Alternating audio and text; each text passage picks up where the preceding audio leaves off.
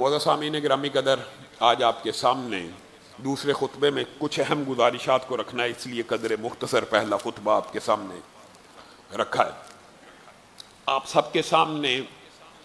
گزشتے جمعے سے آج کے جمعے تک جو ملک کے حالات میں تبدل اور تغیر آیا ہے وہ سب آپ احباب کے سامنے۔ آپ نے اپنی آنکھوں سے مشاہدہ کیا کہ ہندوستان نے ایک ڈرامہ رچایا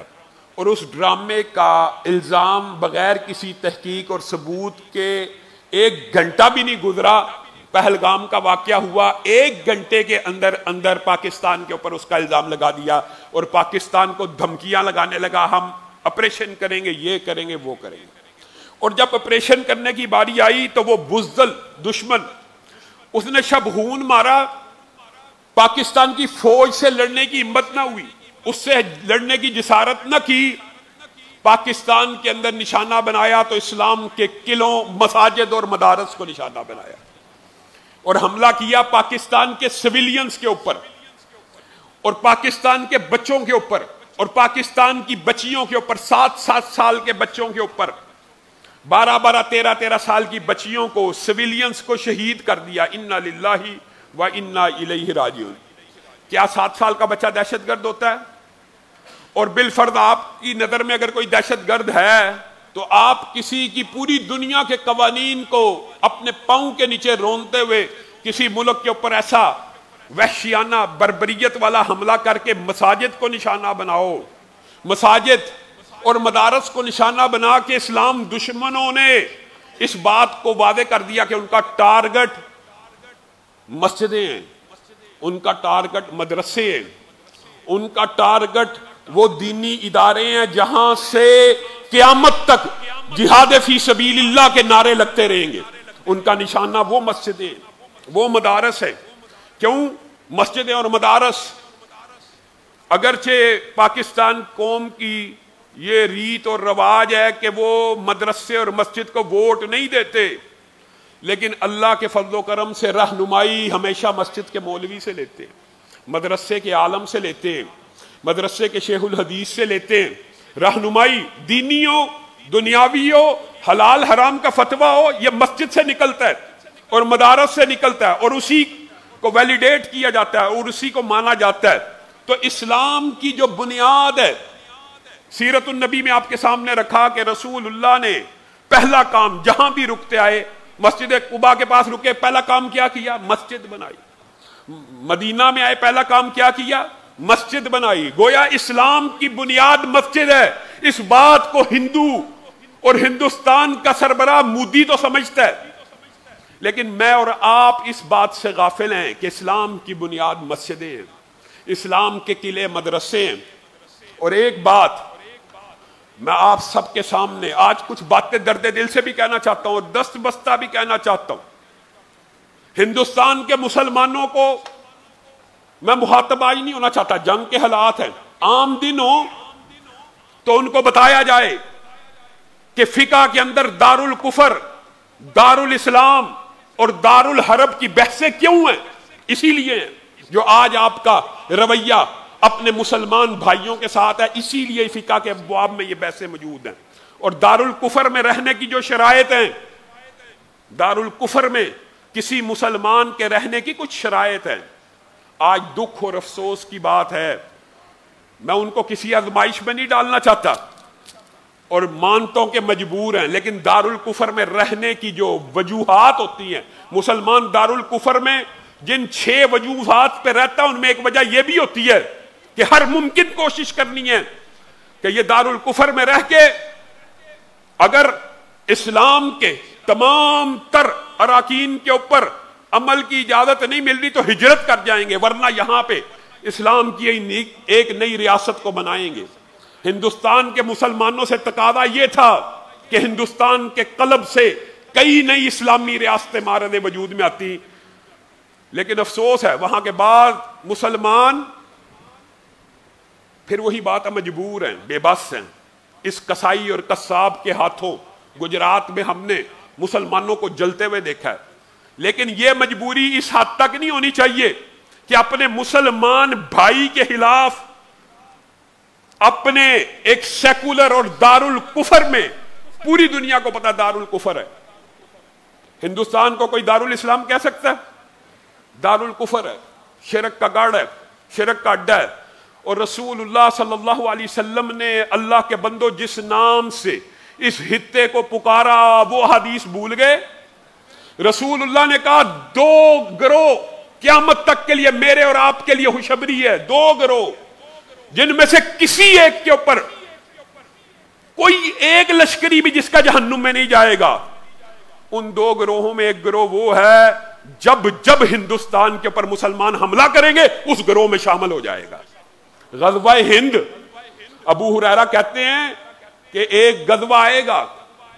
اور جب مجھے پتا لگے گا کہ مسلمان ہندوستان کے اوپر حملہ کرنے والے ہیں تو میں اس جنگ میں شامل ہوں گا، اگر مر جاؤں گا تو جنت کے اعلیٰ درجوں میں جاؤں گا اور اگر بچ جاؤں گا تو جہنم کے عذاب سے بچ جاؤں گا۔ واحد لشکر، رسول اللہ کی زندگی میں ایسے لشکروں کا آپ کے سامنے ذکر کیا، لیکن رسول اللہ کے دنیا سے چلے جانے کے بعد وہ واحد لشکر جس کا ہر لشکری جنتی ہے، اگر شہید ہو جائے جنت میں جائے گا، شہادت نہ بھی ملے تو جہنم سے آزاد ہو جائے گا، وہ لشکر ہے جو اس شرک کے اڈے ان مندروں کے اوپر حملہ آور ہوگا۔ اور یہ ایک نہیں ہے، یہ بات بھی لوگ کہتے ہیں جی وہ تو غزوہ ہو گیا، حضرت عمر نے جاسوس بھیجے تھے حضرت عثمان کے دور میں۔ وہ لشکر جو حضرت عمر کے دور میں، حضرت عثمان کے دور میں اور باضابطہ جو پہلی فتح ہوئی حضرت علی کے دور میں اس ہند کے علاقے میں، اور اس کے بعد بنو امیہ کے دور میں محمد ابن قاسم کا سارا واقعہ آپ جانتے ہیں، بھرپور طریقے سے حملہ ہوا۔ یہ سارے لشکر غزوہ ہند میں شامل ہیں، اور یہ سارے ہی نہیں شامل، سلطان محمود غزنوی جس وقت سومنات کے اوپر حملے کرتا تھا تو اپنی قوم کو یہ حدیث بیان کیا کرتا تھا کہ یہ غزوہ ہند ہے، اور غزوہ ہند ایک نہیں ہے، غزوہ ہند تب تک جاری رہے گا جب تک ہند کا نام و نشان مٹ نہیں جائے گا، اور انشاءاللہ مٹے گا تو غزوہ ہند سے مٹے گا اور مٹ جائے گا۔ اور یہ مسلمانوں کی کمزوری ہے، 1400 سال تک، آپ 1200 لگا لیں، ہندوستان کے اوپر مسلمانوں کی حکومت رہی۔ یہ جو اب برطانوی سامراج نے کسی بھی طرح ہندوستان کے اوپر ہندوؤں کی اس حکومت کو قائم کیا جو اس بنیاد پہ بنی تھی، یہ سیکولر ریاست ہے، آج متعصب ہندوؤں کا وہاں پہ اقتدار موجود ہے، ابھی بھی یہ دارالکفر نہیں ہے، اور ابھی بھی یہ غزوہ ہند نہیں ہے۔ رسول اللہ صلی اللہ علیہ وسلم کی پاکستانیوں کو نہیں پوری امت کو یہ بشارت ہے، اور لوگ کہتے ہیں کیا ہند رسول اللہ کے دور میں موجود تھا؟ جی ہاں، رسول اللہ کی حدیث میں ہند اور سندھ کا لفظ بھی موجود ہے، سندھ کا بھی موجود ہے، ہند کا بھی موجود ہے، بلکہ یہ روایات بھی موجود ہیں کہ ہندوستان کے ایک بادشاہ نے شق قبر کا معجزہ اپنی آنکھوں سے دیکھا اور رسول اللہ صلی اللہ علیہ وسلم کو ایک برتن بھیجا، اور صحیح روایات کے اندر ہے اس کے اندر ادرک تھا، ادرک یہاں کی سوغات، رسول اللہ کی بارگاہ میں جب پہنچی تو رسول اللہ نے اس ادرک کو ٹکڑے ٹکڑے کیا اور اپنے صحابہ کو کھلایا، اور اس بادشاہ نے رسول اللہ کی زندگی کے اندر رسول اللہ کے اوپر اسلام اور ایمان کو قبول کیا۔ ہندوستان کا تھا، ہند موجود تھا، اور جس طرح ہند موجود تھا اور ہندوستان کے اوپر حملہ کرنے والا ہر لشکر جنت کی اس بشارت، اور یہ ایک حدیث نہیں ہے، یہ ایک طویل الگ باب ہے، لیکن آپ کے سامنے باتیں کچھ اور رکھنی ہے مزید بھی۔ رسول اللہ صلی اللہ علیہ وسلم نے فرمایا ہے، اور یہ حدیث پہلے بھی آپ کے سامنے رکھی ہے، گزشتہ خطبے میں بھی رکھی ہے، من مات ولم یغزو ولم یحدث نفسہ بالغزو مات علی شعبۃ من نفاق، جو بندہ مر جائے اور اس نے کبھی بھی اپنے آپ کو جنگ کے لیے کافروں کے ساتھ تیار نہ کیا ہو، وہ نفاق کی حالت میں مرا۔ جنگ کی تمنا نہیں کرنی چاہیے، جنگ کی امید اور آس بھی نہیں لگانی چاہیے، لیکن جب جنگ مسلط ہو جائے تو رسول اللہ کا پھر فرمان ہے کہ جنت تلواروں کے سائے کے نیچے ہے۔ ایک مسلمان کا اور ایک کافر کا یہی فرق ہے، یہی فرق ہے، یہی بنیادی فرق ہے کہ ہمارے نزدیک موت کے بعد ابدی زندگی ہے، اور ہمارے نزدیک شہادت ہے مطلوب مقصود مومن، نہ مال غنیمت، نہ کشور کشائی، مال غنیمت مطلوب نہیں ہے، اور نہ سرحدوں کو پھیلانا مطلوب ہے، شہادت مقصود ہے، شہادت مطلوب ہے۔ वला तकूलू लिमन युक्तलु फी सबीलिल्लाहि अमवात बल अहया। बताइए, हमारा अकीदा ये है कि शहीद हो जाएंगे तो जिंदा रहेंगे हमेशा के लिए, और ऐसी जिंदगी मिलेगी कि मरते साथ अल्लाह रिज़्क भी देगा और तुझे और मुझे अंदाजा नहीं कैसे देगा। और बाद में उसका जिक्र भी फरमा दिया,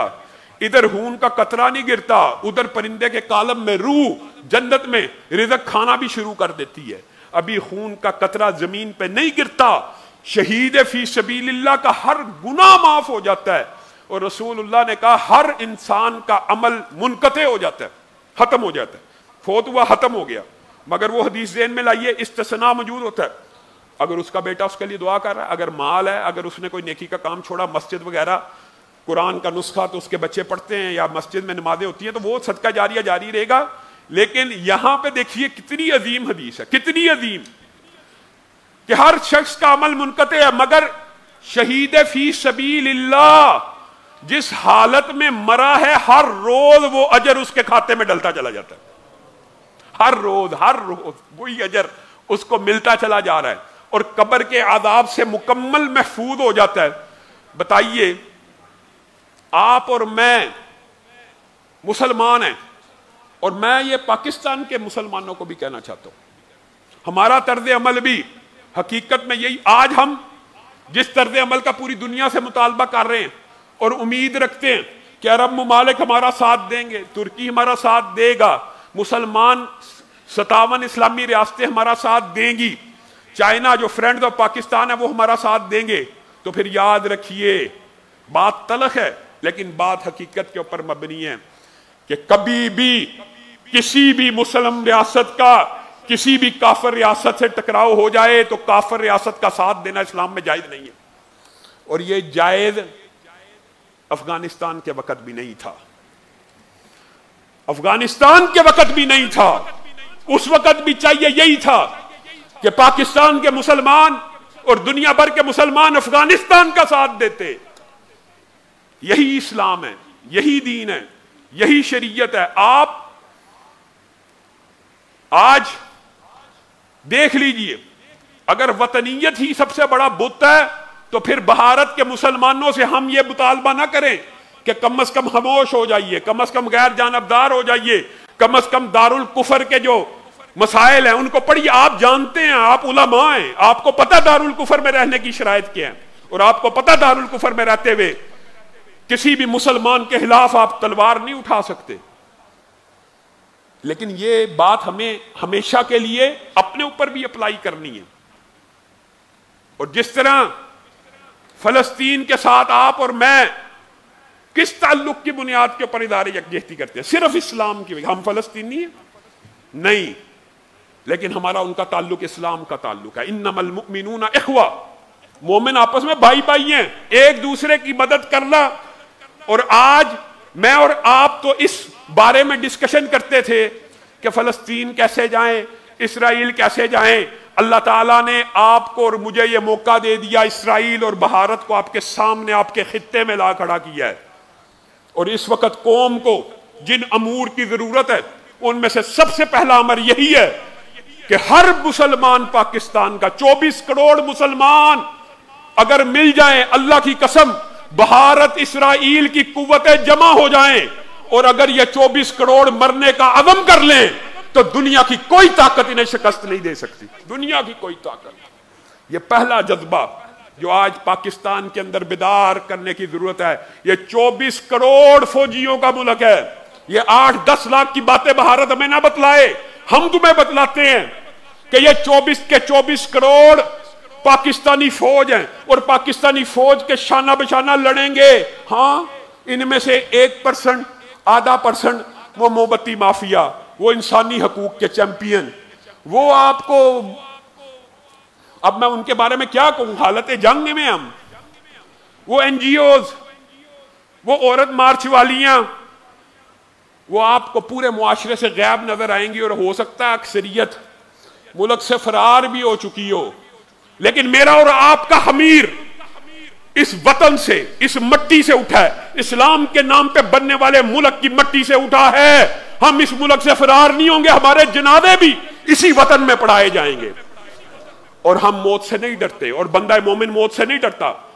کوئی مومن بزدل ہو سکتا ہے، اس کو بھی آپ نے تقویت پہنچانی ہے، اس کے دل کو بھی مضبوط کرنا ہے کہ 20 سال بعد، 30 سال بعد، 40 سال بعد مر تو نے بھی جانا ہے، بستر پہ ایڑیاں رگڑنے سے بہتر ہے اس شہید کی موت مر جا کے جس کے بارے میں رسول اللہ نے کہا جنت کے اعلیٰ درجے مل جائیں گے۔ اللہ کی قسم، ہندوستان سے جنگ لڑنے والا ہر مسلمان جہنم سے آزاد کر دیا جائے گا۔ یہ میری بات نہیں ہے، یہ رسول اللہ کا فرمان ہے۔ وہ لشکر جہنم سے آزاد ہے۔ آپ چاہتے نہیں ہیں کہ اس لشکر کے ساتھ ہو جائیں؟ جس وقت انڈیا اور ہندوستان کے ساتھ جنگ چھڑ جائے گی، آپ اگر کسی پاکستانی فوجی کو خون دیں گے تو آپ بھی اس لشکر کا حصہ ہیں، مال دیں گے اس لشکر کا حصہ ہیں، دعائیں کریں گے اس لشکر کا حصہ ہیں، اور اللہ سے دعا کریں اللہ تعالی ہم سب کو اس لشکر کا حصہ بنائے۔ اور پاکستانیوں کے لیے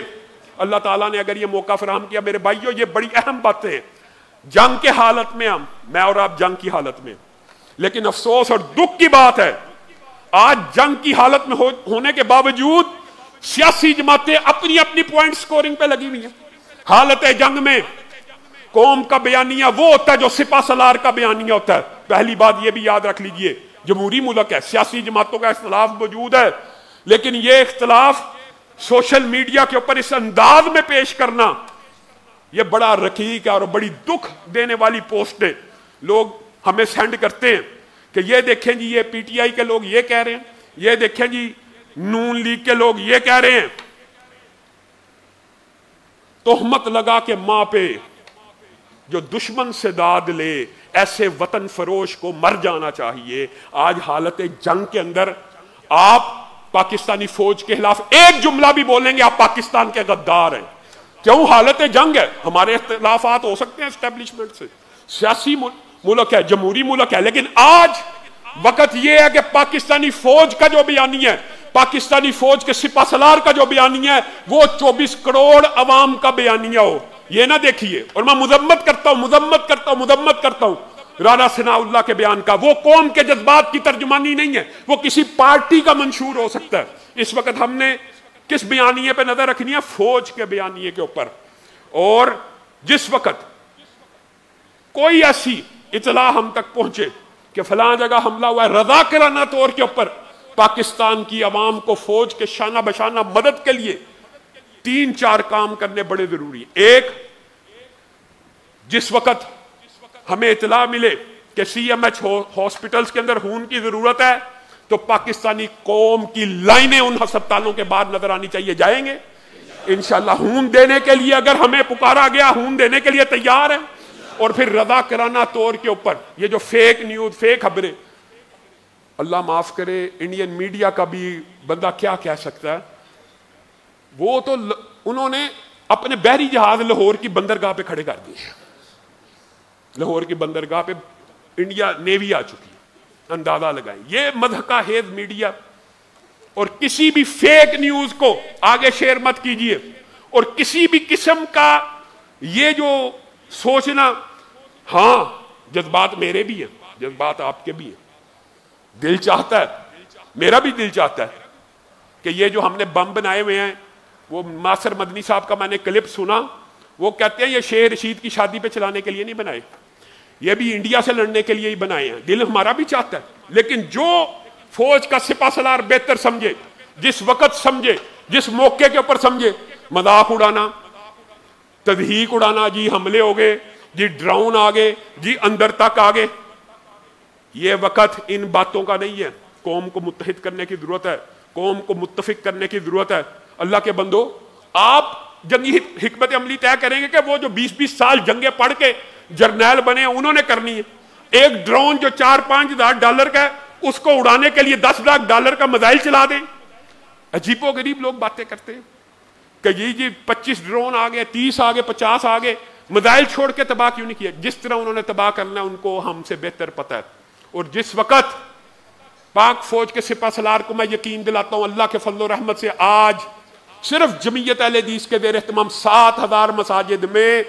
پاک فوج کے ساتھ ادارے یکجہتی کا اعلان کیا جا رہا ہے، اور قوم کے اور عوام کے شعور کو بحال کیا جا رہا ہے۔ جب آپ کو ضرورت محسوس ہو، جب آپ کو ضرورت محسوس ہو کہ آپ نے ہم سے گنے بھی چلوانی ہے، ہم وہ بھی چلانے کے لیے تیار ہیں۔ ہاتھ اٹھا کے وعدہ کریں لڑیں گے انشاءاللہ، غزوہ ہند میں شرکت کریں گے، فضائے بدر پیدا کر، فرشتے تیری نصرت کو اتر سکتے ہیں گردوں سے کتار اندر کتار اب بھی۔ اور دوسری بات یہ ہے، یہ آپ نے سوشل میڈیا کا استعمال بڑے احتیاط سے کرنا، فوج کے خلاف حالت جنگ میں کوئی پراپوگنڈا جو ہے اس کو قبول نہ کیا جائے، کوئی اس طرح کی بات نہ کی جائے، جواب کب دینا ہے جی، ہم نے کیا کرنا ہے جی۔ بیان آ چکا ہے کہ جب ہم جواب دیں گے پوری دنیا کو پتہ چل جائے گا، اور جب جواب دیا جا رہا ہے یہ بھی ہو سکتا ہے جنگی حکمت عملی ہو کہ جواب دیا جا رہا ہو مجھے اور آپ کو نہ پتہ ہو، آپ نے حکمت عملی جنگی تیار نہیں کرنی، آپ نے فوج کا ساتھ دینا۔ اور انشاءاللہ اس ادارے یکجہتی کا اظہار جمعے کے بعد آپ سب ساتھیوں نے باہر روڈ کے اوپر کھڑے ہو کے فوج کے ساتھ، پاکستان کے ساتھ، اسلام کے ساتھ اظہار یکجہتی کے نعرے کو بلند کرنا۔ انشاءاللہ نماز جمعہ کے بعد جو بربریت اور وحشتناک حملے میں شہداء ہوئے ہیں ہمارے، انشاءاللہ ان کے لیے غائبانہ نماز جنازہ کا اہتمام کیا جائے گا۔ 35 کے قریب پاکستانی سویلین ابھی تک شہید ہو چکے ہیں، انا للہ و انا الیہ راجعون، ان سب کا غائبانہ نماز جنازہ انشاءاللہ نماز کے بعد ادا کیا جائے گا۔ اور معاشی طور کے اوپر بھی اگر پاکستانی فوج کو ضرورت پڑے، اللہ کے فضل و رحمت سے اگر جنگ طویل بھی ہو جائے، لمبی بھی ہو جائے، تو صبر کا راستہ اختیار کرنا ہے، صلات کا راستہ اختیار کرنا ہے، مسجدوں کو آباد کرنا ہے، اور بھوک پیاس سے کوئی خوف، یہ خاص طور پہ موت کے خوف کو، افراتفری کو، پینک کو اپنے قریب بھی نہیں پھٹکنے دینا۔ سبحان ربک رب العزت عما یصفون وسلام علی المرسلین والحمد للہ رب